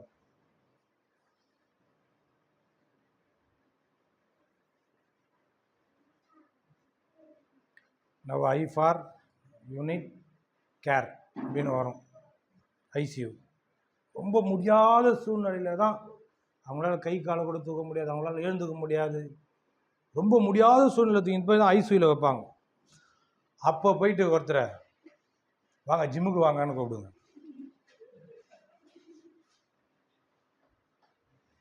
எங்களையே பார்த்து பேசாதீங்க, எங்களுக்கு வெக்கமாகுதுன்றீங்களா? உங்களை பார்த்து பேசுங்க, வாங்க ஜிம்முக்கு வாங்க. இப்போ மட்டும் எனக்கு பலன் இருந்ததுன்னா உன்னை சா வச்சிருவேன்டா.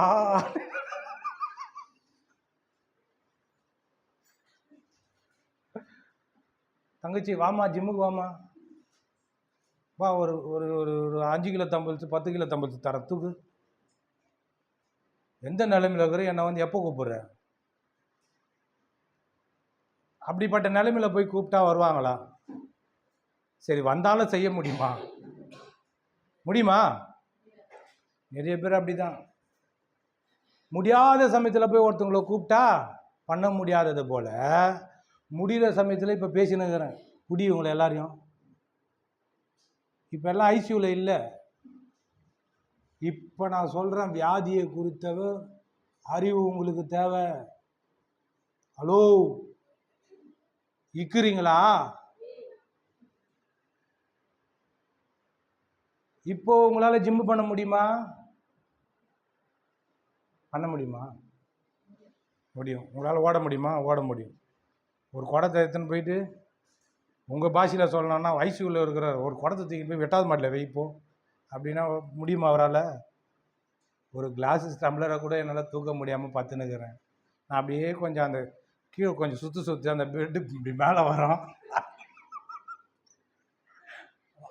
நான் வாயை மட்டும் ஆணு பழகிறேன், கொஞ்சம் ஊட்டி விட்டுரு. அப்படி கூட பேச மாட்டாங்க, அப்படியே தான் இருப்பாங்க ஐசியூவில். பார்த்துக்கிறீங்களா? உங்களெல்லாம் படுக்க போட்டு சுத்த விடணும். கொஞ்சம் வாயத்தை ஆன்னு திறப்பாங்க. அப்போ தான் அவங்க என்ன பண்ணுவாங்க, ஊற்றுவாங்க வாயில். அந்த மாதிரி நிலைமைகள்லாம் போகக்கூடாதுங்க. ஹலோ, ஆரம்பத்திலேயே சொல்கிறேன், நான் உங்களுக்கு சொல்லித்தரேங்க. நல்லா தானே இருக்கிறீங்க, கல் உலகா மாதிரி. இப்படி தான் பேசணும் உங்ககிட்ட. எனக்கு தப்பாக நினச்சிங்கன்னா தப்பாக நினச்சிக்கோங்க. கல் உலகா மாதிரி தானே இருக்கிறீங்க. இப்போவே சின்ன தலைவலியை கிட்ட சேர்க்காதீங்க. ஹலோ, சின்ன ஜுரத்தை கூட கிட்ட சேர்க்காதீங்க. ஹலோ, கிட்ட சேர்க்காதீங்க. எதையும் ஒரு நாயை பார்க்குற மாதிரி, ஒரு கக்காவை பார்க்குற மாதிரி பாருங்க அது. ஹலோ, உங்களுக்கு பிடிக்காத ஒரு ஆள் இருப்பான் பார், அவனை பார்த்த உடனே ஒரு கோபம் வரும் பார், அப்படி பாருங்க ஒரு தலைவலியும் ஒரு ஜுரத்தையும். அப்படி பார்க்கும்போது சொல்கிறேன், சூப்பராக சுகமாக இருப்பீங்க. ஹலோ, சூப்பராக சுகமாக இருப்பீங்க, ஆரோக்கியமாக இருப்பீங்க, பெலனாக இருப்பீங்க. இது யாரும் நல்லா இருக்கும்போது கற்றுத்தர மாட்டாங்க. எத்தனை பேர் இருக்கிறீங்க? 1 2 4 என் ஃபேமிலியை விட்டுருங்க, மொத்தம் 8 பேர் இருக்கிறீங்க. நான் உங்களுக்கு சொல்கிறேன், எனக்கு ஜுரம் வந்துச்சு, எனக்கு ஜெபம் பண்ணுங்கன்னு ஒரு 3 தடவை தான் எனக்கு பேசணும். அதுக்கு மேலே பேசக்கூடாது. நீங்கள் ஃபோன்லேயும் சரி நேரடியெல்லாம் சரி, அதுக்கு மேலே நீ பேசுன அந்த ஜுரத்துலேயே போட்டு அடிப்போம் உன்னை. புரியுதா என்ன பேசுகிறேன்னு? இப்போவே நீ என்ன பண்ணணும், அவ்வளோ உன் உடம்பை என்ன பண்ணணும், பாதுகாக்கணும். சுகத்தை குறித்து அறிவு வரணும். உனக்கு ரத்தத்தை சிந்தி கொடுத்துருக்கிறாரு மீட்பை. இந்த சரீரம் கர்த்தருடையது, தேவனுடைய ஆலயமாக இருக்குது. நீ இஷ்டத்துக்கு நோயை வர வச்சுப்பியா? இஷ்டத்துக்கு பலவீனங்களை கூப்பிட்டு நல்லா தூங்கு, ஐயோ நல்லா தூங்கு உழுவாயின்னு சொல்லி தடவி குத்துனுப்பியா? எனக்கு தலைவலி வந்துச்சு, வாயை தந்து சொல்லு, நீ வாயிலே குத்துற.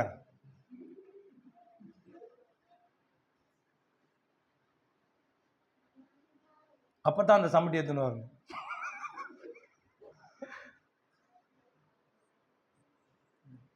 கொஞ்சமாவது பார்க்க பழகிக்கங்க. உங்களுக்கு ஒரு பிசாசு வந்து ஒரு சின்ன காரியத்தை கொண்டு வரானாலே புரிஞ்சுக்குங்க, உங்களை சாவடிக்கிறதுக்காக, உங்களை அழிக்கிறதுக்காக, உங்களை கொல்றதுக்காக, உங்கள் வாழ்க்கையில் இருக்கிற நல்லதெல்லாம் திருடுறதுக்காக. தெளிவாக பிரசங்கம் பண்ணிட்டேன், ஆனால் ஒரு மாதிரி தான் உக்காந்துக்கிறீங்க. ஆனால் இறங்குறது எனக்கு நல்லா தெரியுது. ஹலோ, பிரசங்கம் நல்லா உள்ள இறங்குறது எனக்கு நல்லா தெளிவாக தெரியுது. ஒருத்தர் கூட தூங்கலை.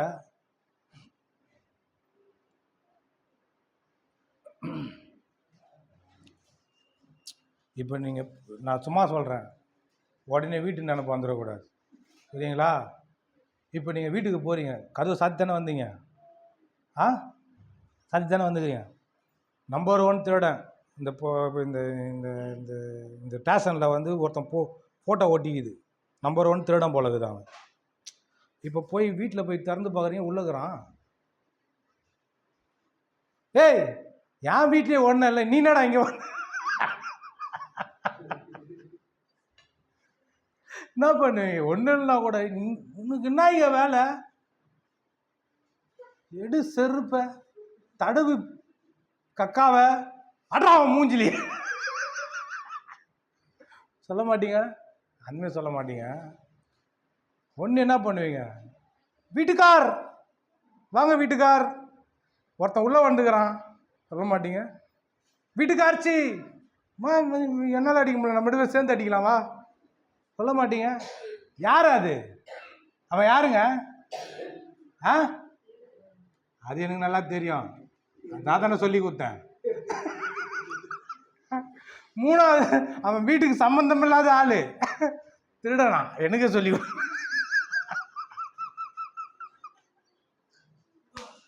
நானா நல்லவன நான் சொன்னேன், திருடன் தான்.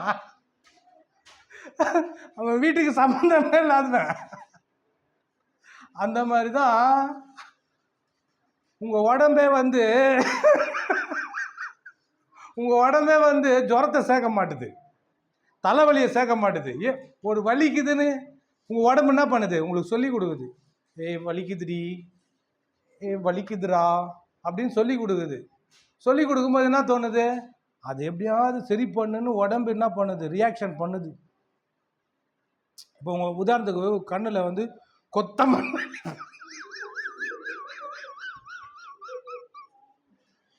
பிரதர் என் பக்கமே பேசினுக்கிறார், கொத்த மண்ணள்ளி போடுறேன், கண்ணை 2 பேரும் பிடிக்க வச்சு கொத்த மண்ணள்ளி போடுறேன். எவ்வளோ சீக்கிரம் அந்த மண்ணெல்லாம் வெளியே வருதுன்னு மட்டும் பாரு. உதாரணத்துக்கு கொடுக்கலாமா? இப்போ மண்ணள்ளி போட்டால் கண்ணு என்ன பண்ணும்? ஆட்டோமேட்டிக்காக தண்ணியை வர வச்சு வெளியே தள்ளும். ஹலோ, அதே போல் உங்கள் உடம்புல எதனா போய் முள்ளோ இல்லை மீன் சாப்பிடும் போது உள்நாக்கலையோ எலும்பு பல்லு எங்கேயோ போய் உள்ளே போய் குத்திச்சுன்னா கூட நாக்கு என்ன பண்ணுது, வலிச்சு வலிச்சு எடுக்குது. பல்லு எலும்போ எதோ மாட்டிச்சுன்னா என்ன பண்ணுது,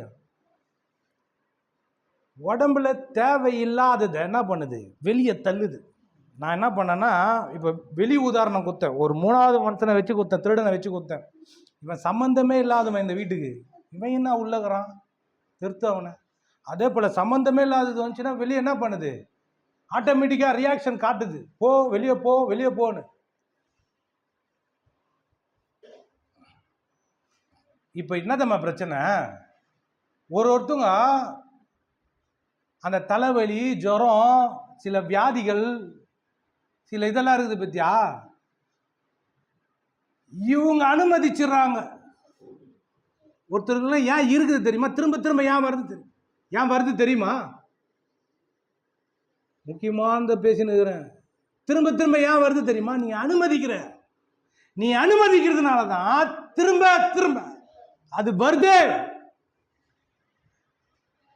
நீ அனுமதி மறு ஒரு தடவை, ஸ்ட்ராங்கா நில்லு, இனிமேல் நான் சேர்க்கவே மாட்டேன்னு வருதா இல்லையான்னு பாரு. இவங்க 2 பேரும் நல்லா தலையாடுறாங்க, அவங்களும் நல்லா தலையாடுறாங்க. இந்த பக்கம் நான் தான் போய் ஆட்டணும் போல இருக்குது தலையை. பக்கத்தில் 2 பேர் பக்கத்தில் உட்காந்து ஒருத்தர் தலையை ஒருத்தர் ஆட்டிங்க. ஆமாம், இதுமாரி தான் சொல்லி கொடுக்கணும். புரிஞ்சதுனால தான் தலையாட்டுறீங்கல்ல.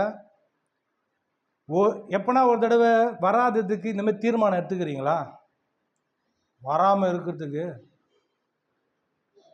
இல்லை நான் ஆனாலும் வந்துச்சு, நீ எடுக்கவே இல்லை, அச்சு மூஞ்செல்லாம் பல்லுகளெல்லாம் வச்சிருவேன் நான், நீ எடுக்கவே இல்லை, அதனால தான் திரும்ப திரும்ப வந்து நிற்குது, தொண்டை குழாலாம் வச்சிருவேன் நான், அப்படி தான் நான் பேசுவேன்.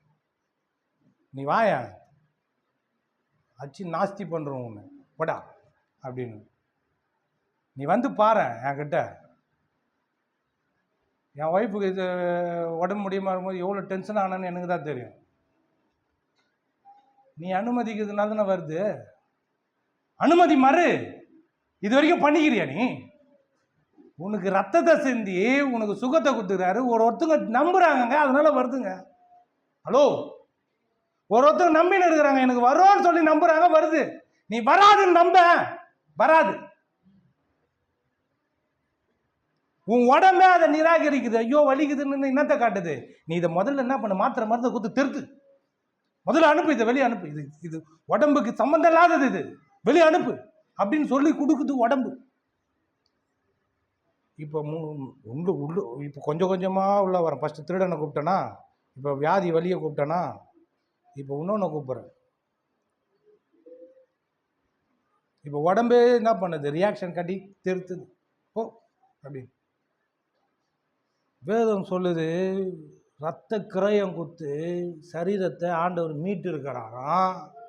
அப்போ இயேசு வந்து இந்த பூமியில் வந்து நன்மை செய்கிறவரா சுற்றி திரிகிறாரு. நன்மை செய்கிறவரா சுற்றி திரிஞ்சுன்னு எல்லாரையும் பார்க்குறவங்க எல்லாரும் பிசாசு பிடிச்சின்னு ஓட்டுறாரு, வியாதியஸ்தனை சுகமாக்குறாரு, எல்லாம் பண்ணுகிறாரு. அவர் யாரு? இப்போ நீ எப்படி உன் சொந்த வீட்டுக்கு போய் ஒரு திருடன் உன் வீட்டு உள்ள இருந்தானா எப்படி தெருத்துறியோ, உரிமை கொண்டாடி எப்படி தெருத்துறியோ, அதே போல இயேசு இந்த பூமிக்கு வந்து என்ன பண்றாரு, உரிமை கொண்டாடி நீ என் பிள்ளைக்குள்ள நீ வியாதியோ பிசாசோ எதுவுமே நீ இருக்கக்கூடாதுன்னு தெருத்துறாரு. அப்ப நீ எப்படி அனுமதிக்கிற? நீ எப்படி அனுமதிக்கலாம்? ஹலோ, நீ எப்படி அனுமதிக்கலாம்? நான் அவருடைய பிள்ளை, நான் எப்படி அனுமதிக்கும்? அனுமதி மறுக்கிறேன் நான். வியாதியோ தரித்திரமோ காசு இல்லாத பற்றாக்குறையோ எதையும் நான் கிட்ட சேர்க்க மாட்டேன். அவர் எல்லாவற்றையும் சிலுவையில் என்ன பண்ணிட்டாரு, வியாதியை ஏற்றுக்கொண்டாரு, என் தரித்திரத்தை ஏற்றுக்கொண்டாரு, என் அவமானத்தை அசிங்கத்தை எல்லாவற்றையும் அவர் சிலுவையில் ஏற்றுக்கொண்டாருன்னா நான் எதுக்கு அனுமதிக்கணும்? நல்லா தட்டுமா, நல்லா தட்டுமா. நான் எதுக்கு அனுமதிக்கணும்? நான் அனுமதி மறுக்கிறேன். இப்போ நான் தீர்மானம் பண்ணுறேன். இது வரைக்கும் நான் பண்ணல, அதனால திரும்ப திரும்ப வந்து நின்றுச்சு. இப்போ நான் பண்ணுறேன், தீர்மானம் பண்ணுறேன். இனிமேல் நான் அனுமதி மறுக்கிறேன். என் வாயை திறந்து சொல்கிறேன், நான் எதையும் சேர்க்க மாட்டேன். எந்த வலி வேதனையும் நான் என் வாழ்க்கையில் நான் சேர்க்கவே மாட்டேன். சொல்லு, சொல்லிப்பார், இனிமேல் வராது. சின்ன ஜுரத்தை கூட சேர்க்கக்கூடாதுங்க. ஜுரம் ஒன்று நல்லதுன்னு ஒருத்தர் சொல்லி கொடுத்தாரு எனக்கு, பாஸ்டர். கவனிங்க, என்னன்னா நம்ம செல்லுங்கள்லாம் இருக்குது பற்றியா, அதெல்லாம் ரீஜெனரேட் ஆகும், ரினியூ ஆகும். இப்போ நம்ம அந்த வெள்ளை அணு சிவப்பணுன்னு இருக்குதுல்ல, அது எல்லாமே என்ன ஆகும்னா பழசு அப்படியே புதுசாகும் போது, நானும் என் ஒய்ஃபை ஒரு வீடியோ பார்த்தோம். ஒரு வெள்ளை அணு போய் என்ன பண்ணுதுன்னா தேடி தேடி ஒரு சில உடம்புல நெகட்டிவான காரியங்களை தேடி தேடி போய் அழிக்குது, சாவடிக்குது. அப்படியே அந்த என்ன அது சயின்ஸுங்கெல்லாம் பார்த்துன்னுப்பானுங்களே. ஆ, பைனாகுலரா? அது தூரத்தில் பார்க்குறதுடா. ஆ, மைக்ரோஸ்கோப்பில் பார்க்குறான், அந்த காட்டுறான், வீடியோவில் காட்டுறான். இந்த மாதிரி தான் நீ பண்ணி நகர, நீ பைனாகுலரில் பார்த்து நகர, நீ என்னென்னவோ பார்த்து நகரான் போல, ஜன்னலில் பார்க்கணும். ஆ, என்னடா சொன்னாத? மைக்ரோஸ்கோப்பில் பார்க்குறான், சூப்பராக நல்லா படிக்கிறான் போல தான். மைக்ரோஸ்கோப்பில் பார்க்குறான், அந்த வெள்ளை அணு போய் தேடி தேடி என்ன பண்ணுதுன்னா நம்ம செல்லுங்க போய் தேடி தேடி எதனா ஒன்று புதுசாக வந்துச்சுன்னா போய் அழிக்க பார்க்குது, போய் அதை சாவடிக்குது, அதுக்கு எதிராக போராடுது, போய் அடிக்குது, சாவடிச்சு இது இது அந்த ஆக்கிரமிக்குது. அந்த மாதிரி தான் ஜுரம் வந்து அவர் சொல்லி கொடுக்குறாரு. ஜுரம் வந்தால் என்னத்தம்மா ஆகுது, உன் செல்லுங்கெல்லாம் செத்து புது செல்லுங்க உருவாகுது. அதனால தான் என்ன பண்ணுது, ஜுரம் வந்தவொடனே டயர்டாகிடுது, ஒன்றுமே முடியாமல் போகுது, அப்படியே சுழு சுழு சுழு சுழு சுழுன்னு குத்துது, கொதிக்குது, அதெல்லாம் பண்ணுது. இயேசு வந்தார், மாமியார் கையை பிடிச்சாரு. யார் மாமியார் கையை கேட்கணுங்க நீங்கள்? மாமியார் கையை பிடிச்சாருன்னா இயேசு தப்பாக பேசுகிற மாதிரி ஆகிடாது. பேதுரு மாமியார் கையை பிடிச்சாரு, தூக்குனாரு, உடனே ஜுரம் போயிடுச்சு. அப்போ இயேசு ஜுரத்துக்கு விரோதமாக என்ன பண்ணுறாரு? திருத்துறாரு. சொல்லு, திருத்துறாரு. இப்போ ஒரு நாய் வந்துச்சுல வாசலாண்ட, என்ன பண்ணாங்க இப்போ? அதை போய் நாயை போய் தெருத்து போ, அந்த ஜுர நாயை தெருத்து, சொறி நாயை தெருத்தி விடு போ, சும்மா குழச்சினுக்கு அது கிட்ட வந்து போ. இவ்வளோ தெளிவாக யாருமே பண்ணியிருக்க மாட்டாங்கன்னு நினைக்கிறேன் நான் பிரசங்கத்தை. இதை இவ்வளவும் கேட்டு நீ கம்முன்னு சீட்டை சூடாக்கின்னு உக்காந்துருந்தீங்கன்னா, அப்புறமா உடம்புல சூடு வந்துச்சுன்னா, ஜுரன்ற சூடு வந்துச்சுன்னா நான் பொறுப்பு கிடையாது. ஹலோ ஹலோ, மறுபடியும் ஹலோ அண்ணா, அவங்க கரெக்டாக சொல்கிறாங்க, ஆமேன்றாங்க.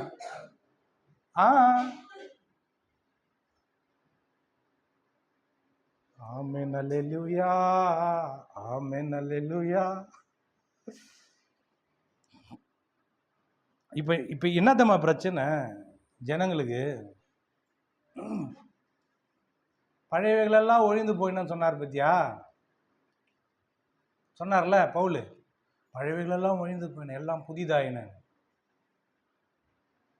வேதா வாடாங்க வா,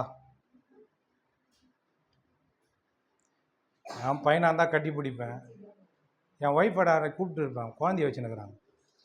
பழையவைகள் ஒழிந்து போயினேன், அப்பாவை ஜிம்மின்னு வின்னு விட்டு போடான், இவன் சரியாக பண்ண மாட்டான்னு ஜாபஸ் நீ வரியா? இல்லை நீ என்ன கட்டிப்பிடி, ஒன்றா தள்ளி விடுறேன். அங்கே பாரு, பழையவைகள் ஒழிந்து போனேன்றாரு. இவங்க என்ன தான் பண்ணுறாங்க?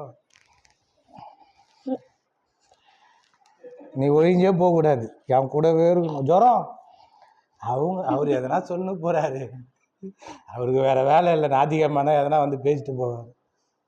ஜுரம், தலைவலி, கை கால் கொச்சல், எதனா ஒரு வியாதி, பழையவைகள் ஒழிந்து போயின, நான் விட மாட்டேன். எல்லாருக்கும் இருக்குதுல்ல, எனக்கும் இருக்கும். பழையவைகள் ஒழிந்து போயின, இது வந்து இயற்கை நீதிங்க, அதெல்லாம் எல்லாருக்கும் நடக்குமா? பழையவைகள் போடா போடா, ஜிம்மின்னு போடா போடா, நீ போடா ஜிம்மின்னு போடா போடா போடா. இவன் விடுன்றான். இந்த மாதிரி தான் வியாதி கூட சொல்லுது, விட்டுரு என்னன்னு. இவங்க என்ன பண்ணுறாங்க, நீ சொல்கிற வாயத்தை சொல்கிறா விடுன்னு, உடுப்பான்னு சொல்லு, கத்து. உடுப்பா. நல்லா சொல்றா. இல்லை உனக்கு தொண்டையை பூச்சி ஆயிடுச்சுனா தான் கத்துவான் போல. சொல்றா, கத்துறா கத்துறா நல்லா. உடுப்பான்னு கத்த மாட்டேன். கத்துறா, கத்து. உடுப்பா. நல்லா சத்தமா கத்துறா. சும்மா நடிக்கிறான்டா, அப்பா வேணுண்ட பண்ணலடா. சொல்லு, கத்து. உடுப்பா. நல்லா ஸ்பீடா கத்துறா. ஐயோ அழுகுறான்டா இவன். இந்த மாதிரி தான் ஜுரம், தலைவலி, வியாதி எல்லாம் கத்துது. என்னை விட்டு உனக்கு எனக்கு சம்பந்தமே கிடையாது, நீ என்னத்துக்கு என்னை கட்டி பூச்சினுங்கிறது. பழையவர்கள் ஒழிந்து போயினன்றார், எல்லாம் புதிதாயினன்றார். நம்ம பெரும்பாக்கத்தில் இருக்கிற கமல் பாஸ்டர் சர்ச்சில் இருக்கிறவங்க ஒழிஞ்சு போல பாஸ்டர் ஐயா, நீங்கள் வேற புது புதுசாக ஏதோ சொல்லிங்கன்னு ஒழிந்து போயின. நான் எப்படி விடுறது? ஐயோ நான் விடமா, ஒழிஞ்சு போ.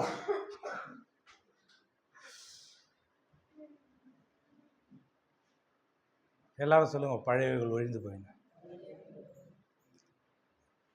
பக்கத்தில் இருக்கிற மாதிரி சொல்றீங்க.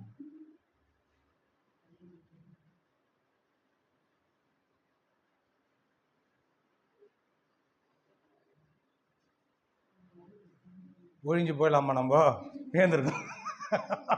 எல்லாரும் தயவு செய்து எழுந்து நிற்போம். எழுந்து நிற்போம்.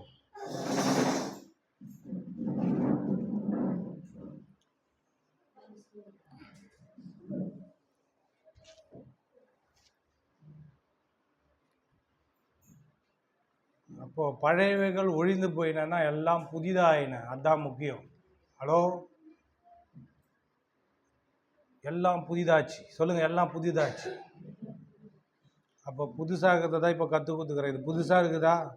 இது வரைக்கும் எதனா சொல்லிடுறீங்களா? வியாதிக்கு எதிராக சொன்னதில்லை. இயேசுவின் தழும்புலாம் நான் சுகமானேன். இதை பேசுங்க. இயேசுவின் தழும்புலாம் நான் சுகமானேன், இயேசுவின் தழும்புலாம் நான் சுகமானேன். இதை பேசுங்க. அவருடைய ஐஸ்வர்யத்தின்படி, அவருடைய தரித்திரத்தினால நான் ஐஸ்வரமானேன். எனக்காக தரித்திரமானார் இயேசு. இதை திரும்ப திரும்ப என்ன பண்ணணும்? வாயை திறந்து சொல்லணும். நீ இது வரைக்கும் சொல்லாதனால தான் உன் வாழ்க்கையில் எதுவுமே இது வரைக்கும் புதுசாக நடக்கலை. நீ சொன்னினா நடக்கும். ஹலோ, சொன்னினா நடக்கும். கண்டிப்பாக சொன்னான் அது ஆகும். நீ சொல்ல சொல்ல ஆகும். முதல்ல இது நம்புறதுக்கு கொஞ்சம் கஷ்டமாக இருக்கும் பாருங்க. இதை நான் எப்படி நம்புறது? இது எனக்கு ஆகுமா? இது வேலை ஆகுமா? எவ்வளோ நாள் சொல்லணும்? சுகம் வேணுமா? வாழ்க்கை நல்லா இருக்கணுமா? சூப்பராக ஆகணுமா? பேசுனாதான் ஆகும்.